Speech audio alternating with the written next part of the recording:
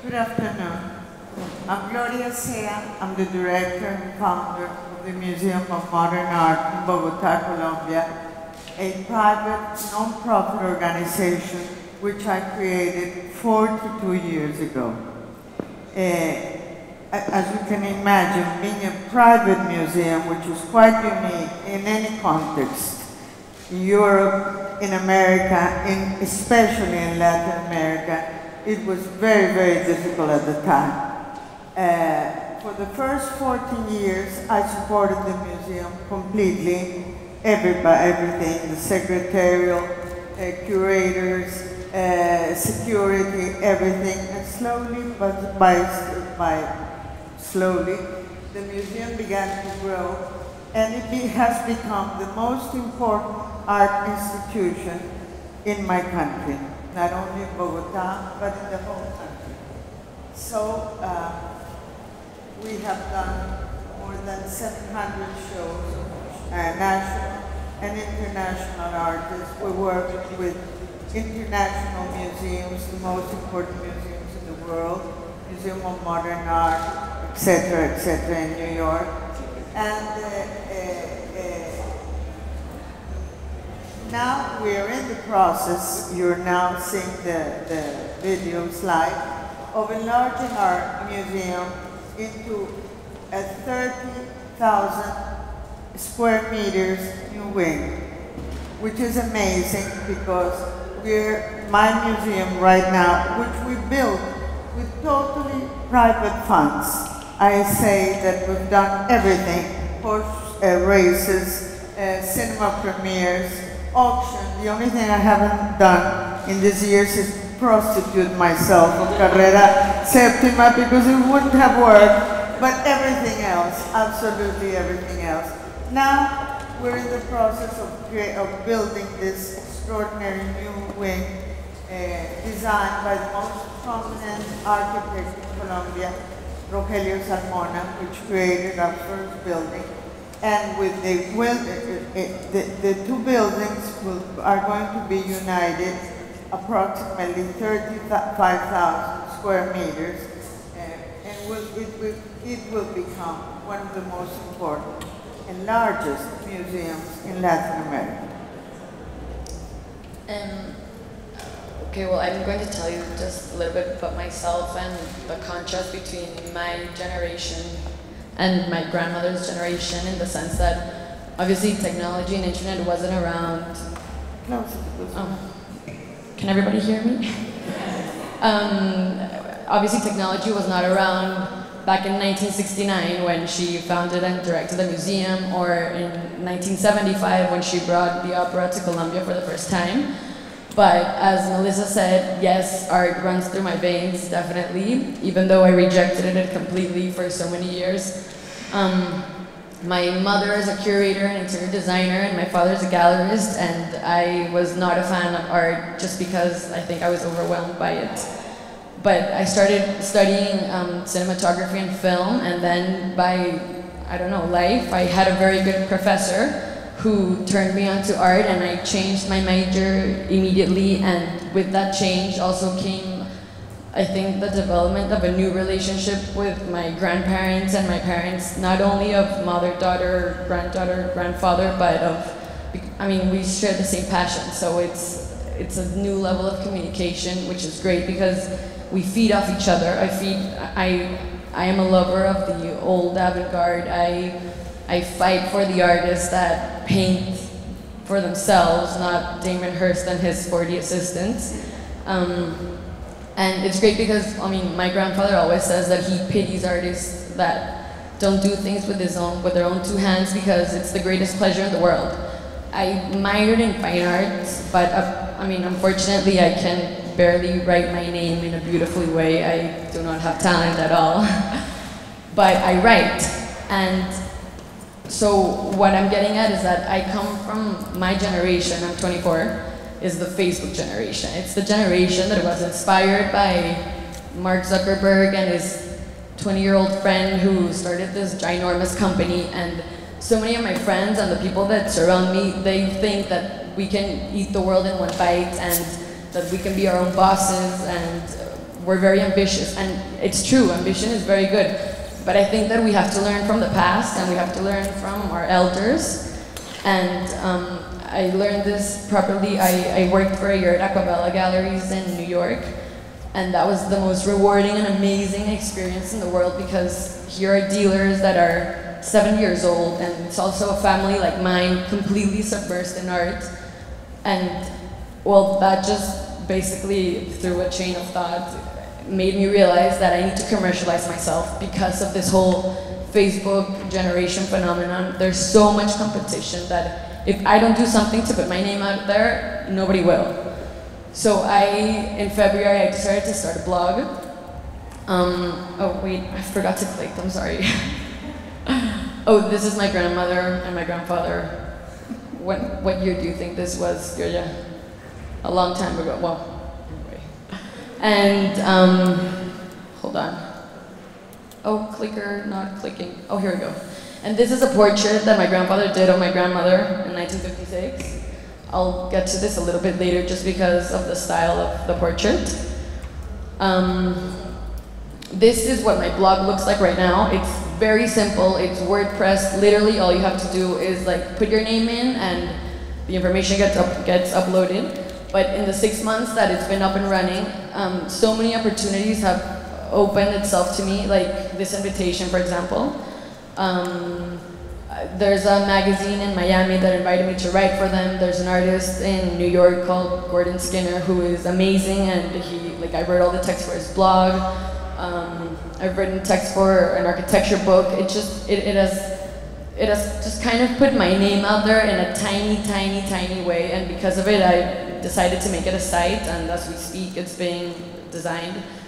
It's just a way so that, if you want to get in contact with me or my CV, it's possible, and I think, at least for people my age, it's the least that we could do, just because there's so much competition. So even though making a name for ourselves might sound, very obvious, I think that it's key, no matter how old we are. I mean, I was actually telling my uncle, your son, the other day, who's also a writer, that he should have Twitter, for example. I mean, it's ridiculous, but promoting ourselves, I think, is key. So anyway, when I started this blog, and it's all about art, I really tried to root it to Latin America. This is a very critical post that I wrote about Carlos Slim. Carlos Slim is the most rich man in the world. Unfortunately, money does not buy taste, so he has the most horrible, mediocre collection in the world called the Sumaya, and whatever, you should read it. I'll give you the address later. And, oh, clicking, here we go. And I wanted to address just a little bit how my grandfather depicts women in his work.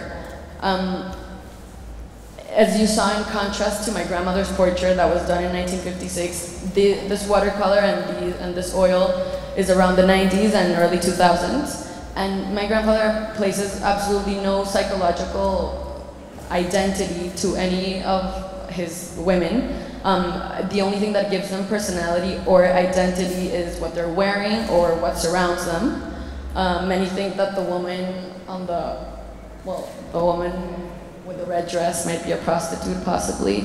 The other one might be a courtesan, but it's just their surroundings. As opposed to my grandmother's portrait, which you can see that, I mean, it looks like her. It's her identical resemblance because he hadn't accentuated the forms yet. He hadn't accentuated color. He hadn't developed his style properly. Yeah. I have one more picture that I wanted to show you. This is the portrait that he did of me.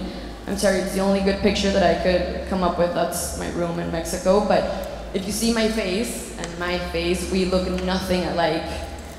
What makes this me, it's just that it's the background wallpaper in my room in Bogotá. It's a doll that he gave me. It's a dress that he gave me as well that normally has cherries on it. But what I'm getting at is that even though, I mean, figurativism, I'm not sure if that's how you say it in English, it's not a key element in art today, I think, because of conceptual art and all this in-depth thing that people are looking for, but at the same time, I think it's a great way to portray women just because it makes us equal, at least in my view, in art.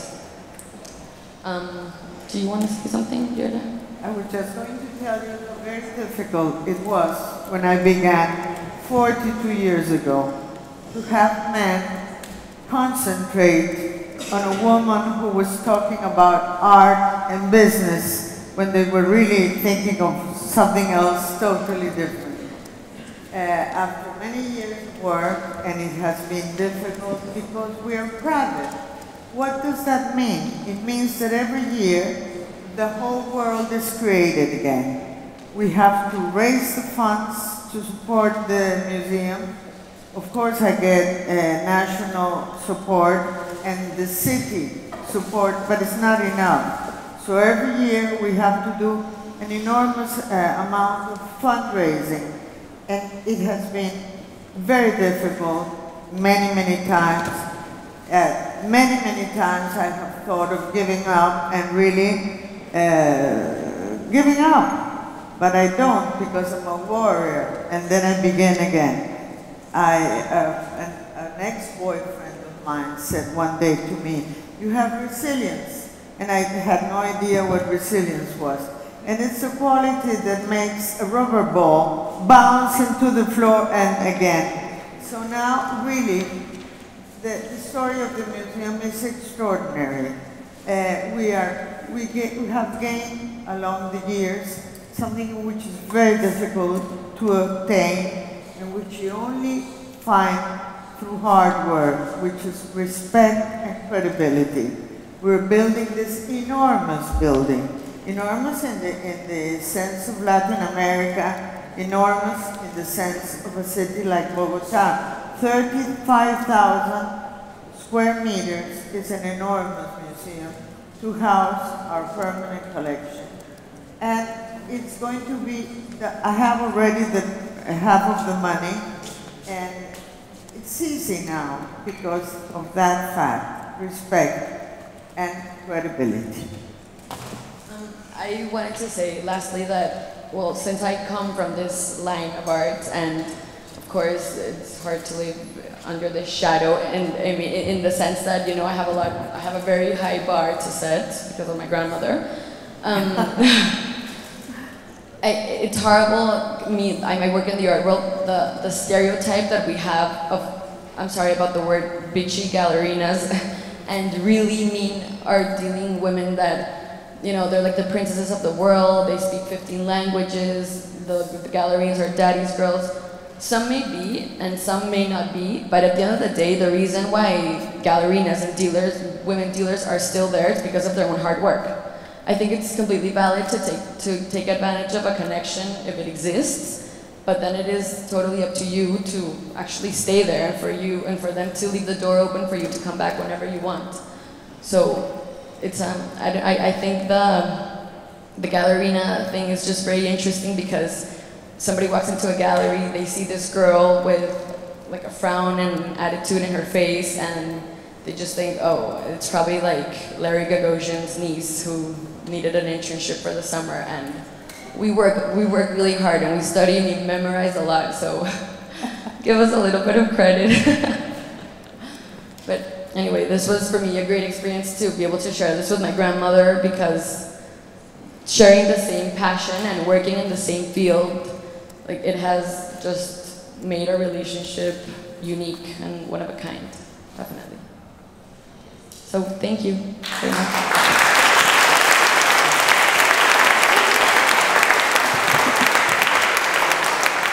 As we still have some time, we want to open up for questions maybe. Is there any questions?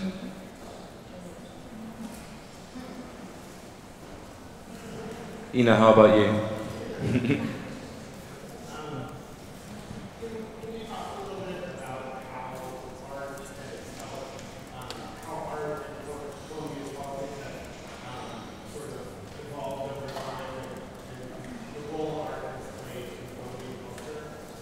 Well, let me give you an example. When I arrived home and told my mother I was going to marry this very strange man who cleaned his brushes on his pants and then went to my home to pick me up and take me for a walk, because we were incredibly poor at the time. He was. My mother fainted. She absolutely dropped dead. She fainted on the floor. She couldn't believe it. And my aunt asked me if he was a wall painter. Painting didn't exist as a profession in Colombia, just did not. And in these years, the quantity and the talent of artists in Colombia is not to be believed. I mean, we cannot keep up. We simply cannot keep up. Every year, thousands of students come out from the art schools, and the art that is being done in Colombia is one of the best in the world. Believe me, and it's no chauvinism, because we're a growing country in its boom. All the time of the drug lord and all that is past. And it is a wonderful and exciting moment. I feel very, very, very lucky that in my private world, where retirement age does not exist, because I do not believe in that, I am able to continue sharing the talent of artists in Colombia and of artists around the world, because of course this is not an entity that shows only Colombian art, but the best art that is done all over the world. I just wanted to add that besides the Museum of Modern Art in Bogotá, that Gloria so graciously founded 42 years ago, my grandfather donated his private collection, which is 180 works that he bought of Picasso, Renoir, every artist you can imagine, plus 200 works that he painted. And I think that these two institutions have definitely opened the doors, not only for people that can't travel and need to see art, instead of seeing it on the internet, in slides, and movies, and at the same time, it has given Colombia's cultural scene a sort of stature, because it's art worth seeing, it's things that it's taken care of, it sponsors culture. So at the same time, you don't have to go all the way to Paris to see an amazing work of art. So I think that's kind of what I was saying about the Carlos Lim and Sumaya, that if you have all that art, it's good because I'm thinking in Spanish, so I can't even speak, but they're putting it out there so that people grab it, so that people, so that they open their eyes and they get curious and interested, and so that we can, because education is what will make the world better. So I think that with this, it's definitely opening a door for lots of people in Colombia. Thank you. One more question?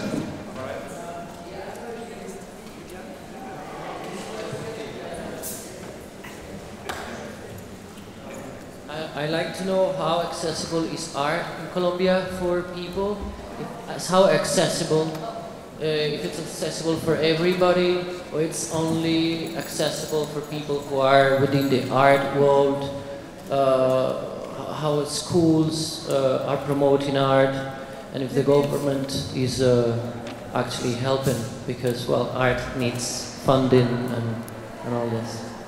The entrance to the museum costs 50 US cents. Open to students. On Sundays, it is open to the general public for free. And all the schools in Bogotá continually visit the museum. We have a very, very large educational program with guided tours of every exhibition done by the art students who are just graduated or are about to, and Our educational program is really one of the most of the top forces of our institution. We work for the people. We work in a country where to be able to travel and see art exhibitions all over the world is not easy, and in many, many cases, it's impossible. So years ago, we decided that we were going to bring the world to Bogotá and not on the contrary. And something else that we do, which I think is beautiful, is that all our own shows, we travel around the country. We create a show and then offer it to the other art institutions all over the country, which have all been formed along our guidelines with the same, you know, you understand what I'm trying to say. I'm sorry. Yes, very much so. Talking about the accessibility of art, have you seen the Botero sculpture at the Hotel Bayerischer Hof? Yes, we did. It's a sculpture some years ago. Yes, because the legs are very thin, so we were like, that Yes, can't he be. has changed the legs very much. Fernando and I took our lives apart several years ago because I have very few geisha qualities. And I had to spread my wings, my own wings, and create my own path. And it's been a pleasure talking to you and a great privilege. Thank you. Thank you. Thank you very much. Muchas gracias.